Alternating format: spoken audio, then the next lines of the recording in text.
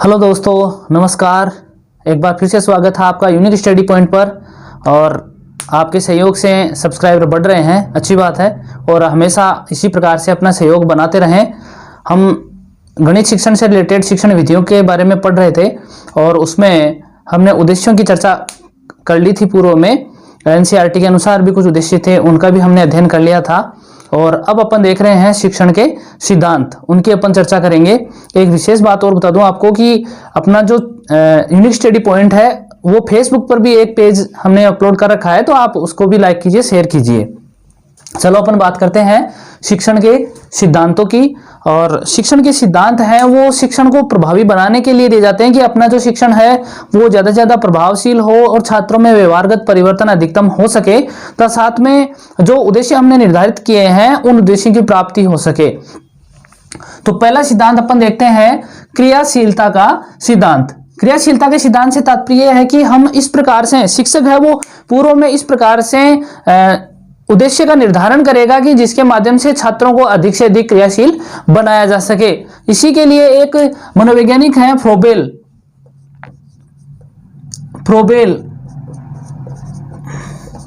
और फ्रोबेल ने एक सिद्धांत दिया था करके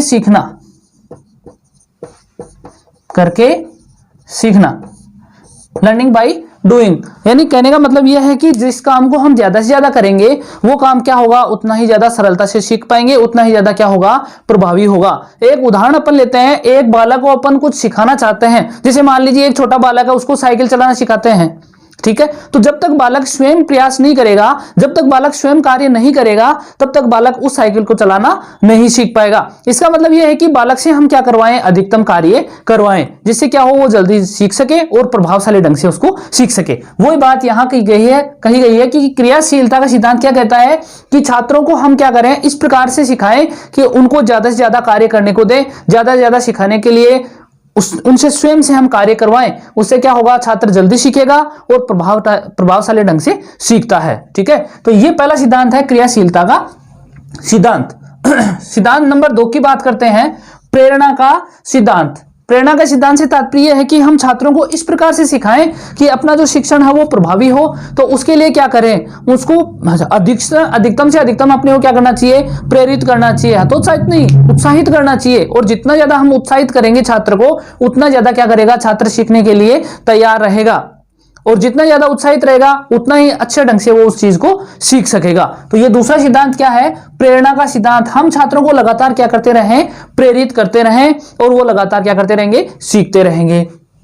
नंबर 3 आता है जीवन से संबंधित करने का सिद्धांत। अगर हम छात्रों को शिक्षण करवा रहे हैं, अगर एक शिक्षक है वो छात्रों को सिखाना चाहता है, तो उसके लिए आवश्यक हो जाता है कि हमेशा ऐसी चीजों को अधिकतम सिखाए, ऐसी चीजों के एग्जाम्पल अधिकतम ले, ऐसी चीजों के उदाहरण अधिकतम ले जिससे जो अपने जीवन से जुड़ी हुई हो। और जो जीवन से जुड़ी हुई चीजें होती हैं छात्र उनको जल्दी सीखता है। उदाहरण के लिए मान लीजिए अपन ये कहते हैं कि जैसे जीवन से संबंधित होने का एग्जाम्पल अपन लेते हैं, तो उसमें ये कहा जा सकता है कि जैसे मान लीजिए गाय एक पालतू जानवर है। हम छात्रों को क्या कर रहे हैं, सिखाने जा रहे हैं कि गाय क्या है, एक पालतू जानवर है, ठीक है। अपन ने छात्र को ये सिखा दिया।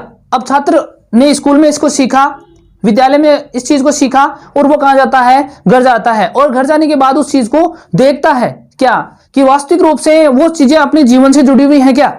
तो वो गाय को देखता है कि हाँ, वास्तविक रूप से गाय हमारे घर में भी है। और इस चीज को क्या कहा जाता है कि जिस चीज को घर में रखा जाता है, जिस पशु को घर में रखा जाता है, इसका मतलब क्या है कि वो पालतू है, तो उस चीज को वो सीख जाता है। तो ऐसे ही जीवन से संबंधित करने का सिद्धांत है।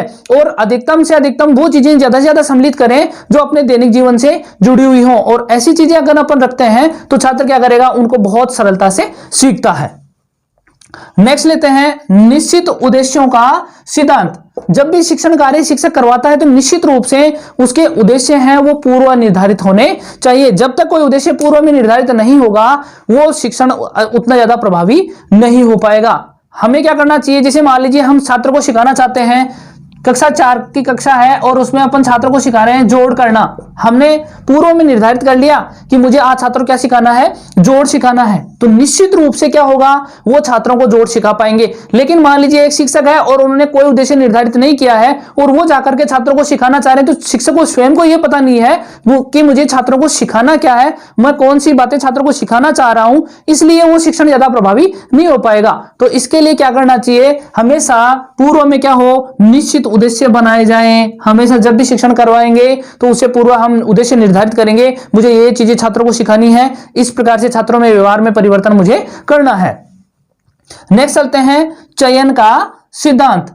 निश्चित रूप से यह निर्धारित किया जाता है कि जो जो बिंदु आवश्यक होते हैं अपने जीवन के लिए, उन्हीं बिंदुओं को ज्यादा से ज्यादा सिखाया जाए और उन्हीं बिंदुओं का उपयोग अधिकतम किया जाए, वो कहलाता है चयन का सिद्धांत। अपने दैनिक जीवन से जुड़ी हुई जो चीजें अभी हमने पढ़ा था, वैसे ही जो आवश्यक होती हैं उन्हीं का चयन करना चाहिए। जो सरल हो पहले उनको सिखाएं, उसके बाद धीरे धीरे कठिनाई स्तर को हम बढ़ाते चले जाएं, ये कहलाता है चयन का सिद्धांत। उसके बाद आता है नियोजन का सिद्धांत। अगर हम शिक्षण कार्य करवाना चाहते हैं छात्रों को, तो निश्चित रूप से यह माना जाता है कि उस चीज को एक पूर्व में निर्धारित योजना के अनुरूप पढ़ाएं और उससे क्या होगा, छात्र आसानी से उसको सीख लेगा। मान लीजिए हम छात्रों को जोड़ सिखाना चाह रहे हैं और जोड़ सिखाएंगे छात्रों को, तो निश्चित रूप से पहले अपन को क्या सिखाना पड़ेगा, छात्र को गिनना सिखाना पड़ेगा। उसके बाद छात्रों को कि जोड़ कहते किसे हैं, किस प्रकार से जोड़ा जाता है, वो चीजें सिखाई जाती है। तो ये हमने पूर्व में निर्धारित कर लिया है कि इस प्रकार से अपन छात्रों को पढ़ाएंगे, तो उससे क्या होगा, छात्र आसानी से उस चीज को सीख लेगा।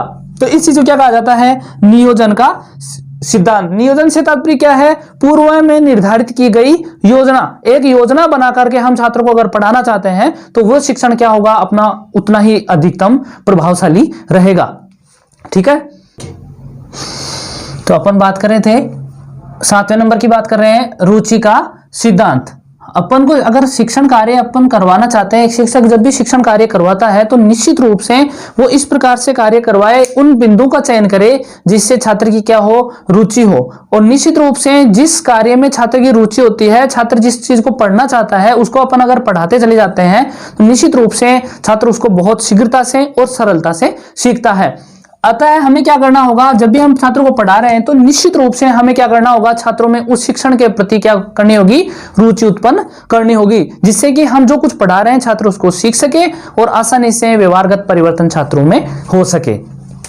उसके बाद बात करते हैं व्यक्तिगत विभिन्नताओं का सिद्धांत। जब भी हम शिक्षण कार्य करवाते हैं, देखिएगा कक्षा जो होती है या फिर एक क्षेत्र विशेष होता है, कहीं की भी अगर अपन बात करें, एक घर की बात करें, एक परिवार की बात करें, कक्षा कक्ष की बात करें, किसी स्थान विशेष की बात करें, तो निश्चित रूप से वहां पर जितने भी जो व्यक्ति होते हैं वो किसी न किसी रूप में क्या होंगे, भिन्न होंगे। चाहे वो बौद्धिक क्षमता में हो, चाहे मानसिक योग्यता में हो, किसी न किसी रूप से क्या होते हैं, एक दूसरे से भिन्न होते हैं। तो उनके अनुरूप ही क्या करना होगा, अपने को शिक्षण कार्य करवाना होगा। हमें यह नहीं है कि जैसे मान लीजिए एक जो बालक है वो बहुत ज्यादा प्रतिभाशाली बालक है, आपने साइको में पढ़ा है प्रतिभाशाली, या फिर यूं कहें कि प्रखर, या फिर यूं कहें कि तीव्र बुद्धि, या फिर कहें कि सामान्य बालक है, या फिर बालक है मंदबुद्धि। ठीक है, ऐसे है। तो हमें क्या करना होगा, सभी बालकों को ध्यान में रखकर उसके बाद शिक्षण कार्य करवाना होगा। यह नहीं है कि हमने क्या कर लिया, प्रतिभाशाली जो बालक है उनको ध्यान में रखा और उसके आधार पर हम शिक्षण कार्य करवा रहे हैं, तो निश्चित रूप से वो शिक्षण कार्य इन बालकों के लिए क्या नहीं होगा, प्रभावी नहीं होगा। लेकिन प्रतिभाशाली के लिए तो अच्छा होगा, लेकिन अन्य जो बालक है वो उसको सही तरीके से नहीं सीख पाएंगे। तो निश्चित रूप से वहां पर क्या नहीं हुई, व्यक्तिगत विभिन्नता नहीं हुई। अतः ऐसे ही मान लीजिए हमने मंदबुद्धि बालकों के आधार पर देख करके और फिर उसका शिक्षण कार्य करवा रहे हैं, तो निश्चित रूप से ये हो जाएगा कि ये जो बालक हैं उनके लिए चीज बहुत नीचे की रह जाती है, इसलिए वो उन बालकों के लिए ज्यादा प्रभावी नहीं होगी। प्रभावी तो है लेकिन उतनी प्रभावी नहीं है जितनी बालकों की मानसिक योग्यता है। अतः वो शिक्षण भी क्या नहीं होगा, ज्यादा प्रभावशाली नहीं होगा। तो हमें क्या करना होगा, इन सभी बालकों को ध्यान में रख करके उसके बाद शिक्षण कार्य करवाना होगा। हमें उदाहरण जो प्रस्तुत करने हैं छात्रों के सामने, वो इसको ध्यान में रख करके भी करने होंगे और इन बालकों को ध्यान में रख करके भी करने होंगे, जिससे क्या होगा, अपना शिक्षण प्रभावी होगा। इसलिए कहा गया है कि व्यक्तिगत विभिन्नताओं का सिद्धांत ये किसमें होगा, शिक्षण कार्य में होगा, कि जितने भी जो बालक होते हैं वो अलग अलग विभिन्नताओं के होते हैं, अलग अलग मानसिक योग्यताओं के, अलग अलग बौद्धिक क्षमताओं के बैठे होते हैं। तो उन सब बालकों को ध्यान में रख करके उसके बाद अपने को शिक्षण कार्य करवाना चाहिए।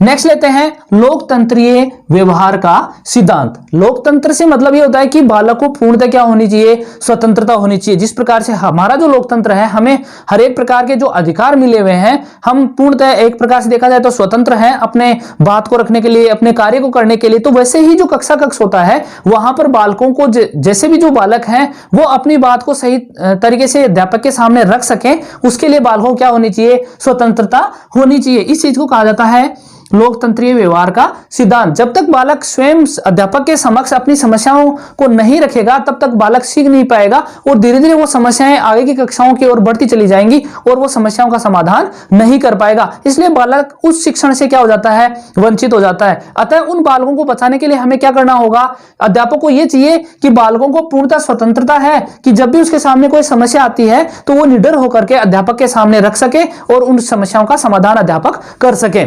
इसे कहा जाएगा लोकतंत्रीय व्यवहार का सिद्धांत। उसके बाद लेते हैं विभाजन का सिद्धांत। विभाजन से तात्पर्य है कि जैसे मान लीजिए कोई भी जो चैप्टर है वो बहुत बड़ा है, तो हमें क्या करना होगा, उस चैप्टर को पढ़ाने के लिए उससे पूर्व हम क्या करेंगे, उसको अलग अलग सोपानों में, अलग अलग भागों में क्या करते हैं, विभाजित करते हैं और प्रत्येक भाग को हम पढ़ाते हुए चले जाएंगे, जिससे छात्र हर भाग को पढ़ता चला जाएगा और उससे वो शिक्षण कार्य आसानी से कर पाएगा। इसे कहा जाता है विभाजन का सिद्धांत। किसी भी प्रकरण को अलग अलग भागों में विभाजित करके पढ़ाना। कोई बिंदु है वो कितना कठिनाई स्तर वाला है, उस कठिनाई स्तर को देखते हुए सबसे पहले सरल बातों को रखें, उसके बाद धीरे धीरे हम कठिनाई स्तर को बढ़ाते चले जाएंगे और उस बिंदु को पूर्ण करेंगे। तो अलग अलग सोपानों में विभाजित कर देना, यह कहलाता है विभाजन का सिद्धांत। उसके बाद आता है आवृत्ति का सिद्धांत। आवृत्ति से तात्पर्य है कि उसका पूर्व एक बार जो हमने पढ़ा दिया हमने, उस चीज का क्या करें, पुनः दोहरान करें, रिपीटेशन करें। जिससे क्या होगा, अगर किसी छात्र ने किसी चीज को ध्यान से नहीं सुना है तो वो वापस से सुन करके उसको सीख जाएगा। और जितनी बार अपन दोहरान करते हैं छात्र के समक्ष, वो शिक्षण कार्य उतना ही सरल छात्र के लिए हो जाता है। छात्र उस चीज का जितनी बार दोहरान करता है, वो चीजें उतनी ही मस्तिष्क में स्थापित हो जाती हैं। अतः जरूरी हो जाता है कि शिक्षक को क्या चाहिए, शिक्षक को चाहिए कि वो जब जो कुछ पढ़ाया है एक बार फिर से उसका क्या करे, आवृत्ति करे, वापस से उसका पुनर्अध्ययन करवाए। जिससे क्या होगा, शिक्षण ज्यादा प्रभावी होगा, छात्र उस चीज को आसानी से सीख पाएंगे। इसे कहा जाता है आवृत्ति का सिद्धांत।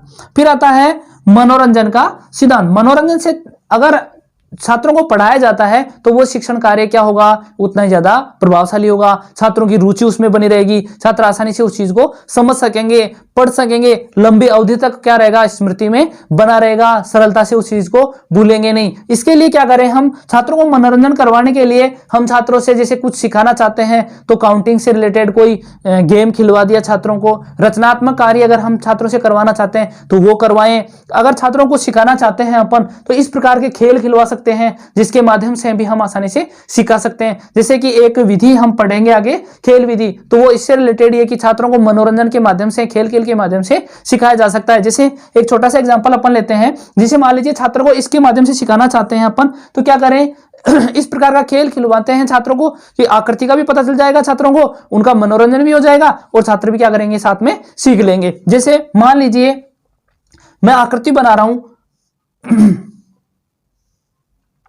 ये मान लीजिए वर्ग बनाया मैंने, स्क्वायर, ठीक है, ये मैंने बना दिया वर्ग। उसके बाद ये मैंने बनाया आयत, ये मैंने बना दिया वृत्त, ये मैंने बना दिया त्रिभुज, ठीक है, ये सारी चीजें बना दी मैंने। ये मैंने बना दिया त्रिभुज, ये वृत्त बना दिया, ये आयत बना दिया और ये वृत्त बना दिया। अब मैं ये कहता हूं कि जैसे मान लीजिए 10 छात्र हैं, 10 छात्र, मैं कहता हूं कि इसके चारों ओर आपको चक्कर लगाना है, इन आकृतियों के चारों ओर क्या करना है, चक्कर लगाते रहना है, ठीक है। मैं जिस आकृति का नाम बोलूंगा उसमें जो छात्र हैं वो अंदर रह जाएंगे, बाकी सब गेम से बाहर हो जाएंगे। तो अपने आप छात्रों को क्या होगा, मनोरंजन बनेगा। मैंने कहा जैसे छात्र यहां से चलना प्रारंभ हुए, मैंने कहा कि आयत, अब जैसे मान लीजिए जिन छात्रों को आयत के बारे में जानकारी है वो तो कहां चले जाएंगे, आयत में प्रवेशित हो जाएंगे। आयताकार जो आकृति मैंने बनाई है भूमि पे, उसमें प्रवेशित हो जाएंगे। मान लीजिए 7 छात्र थे, वो आयत में प्रवेशित हो गए, बच गए कितने, 3 जो छात्र हैं वो कहां हो गए, गेम से बाहर। तो उनको भी पता चल गया क्या कि आयत कौन सा था, ये था, तो आयत का भी पता चल गया, छात्रों का मनोरंजन भी हो गया और छात्रों ने उस चीज को सीख भी लिया। इसलिए जब भी शिक्षण करवाया जाता है तो जो शिक्षण होगा वो कैसा होगा, मनोरंजन युक्त होगा। छात्रों से ज्यादा रचनात्मक जो कार्य हैं वो करवाए जाएं जिससे छात्र उस चीज को आसानी से सीख सकें। ठीक है, तो मनोरंजन का सिद्धांत, ये उदाहरण अपन ने देखा और इसके माध्यम से सीख लिया कि मनोरंजन किस प्रकार से होता है। तो ये हमने देखे हैं शिक्षण के सिद्धांत, और शिक्षण के सिद्धांत कितने पढ़ लिए अपने, 12 जो शिक्षण के सिद्धांत हैं उनका अध्ययन हमने कर लिया है। और इनके माध्यम से हम क्या कर सकते हैं, अपने जो शिक्षण कार्य को और ज्यादा प्रभावशाली, एक अध्यापक है हमेशा इन सिद्धांतों का उपयोग करता है तो निश्चित रूप से शिक्षण कार्य क्या हो जाता है, उतना ही ज्यादा प्रभावशाली हो जाता है। ठीक है।